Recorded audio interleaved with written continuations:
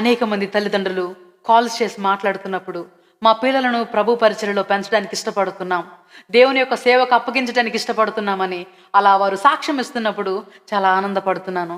కానీ ఒక ప్రశ్న, లేఖనం అయితే బోధిస్తుంది, బాలుడు నడవవలసిన త్రోవను వానికి నేర్పుము, పెద్దవాడైనప్పుడు దాని నుండి తొలగిపోడు. అదేవిధంగా తల్లిదండ్రులారా, మీ పిల్లలను ప్రభు యొక్క బోధలో శిక్షలో పెంచండి అని లేఖనం అయితే బోధిస్తుంది. కానీ ఈరోజు నోటి వాక్కుతో మాత్రమే ప్రార్థన చేయండి, స్తుతించండి, మహిమపరచండి, దేవుని నామంలో ఇంత శక్తి ఉన్నదని నీ పిల్లలకు నోటి మాటతో మాత్రమే చెప్తే వారికి అర్థమవుతుందా?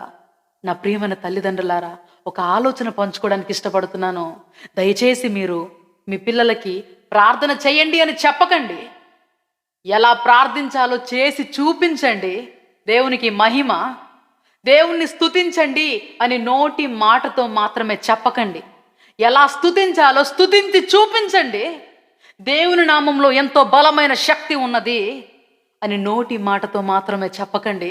దేవుని నామంలో ఎంతో బలమైన శక్తి, ఎంత గొప్ప శక్తి ఉన్నదో, ఎంత గొప్ప బలము ఉన్నదో, ఎన్ని గొప్ప శూర కార్యములు చేయగలడో దయచేసి మీరు నిరూపించి చూపించండి.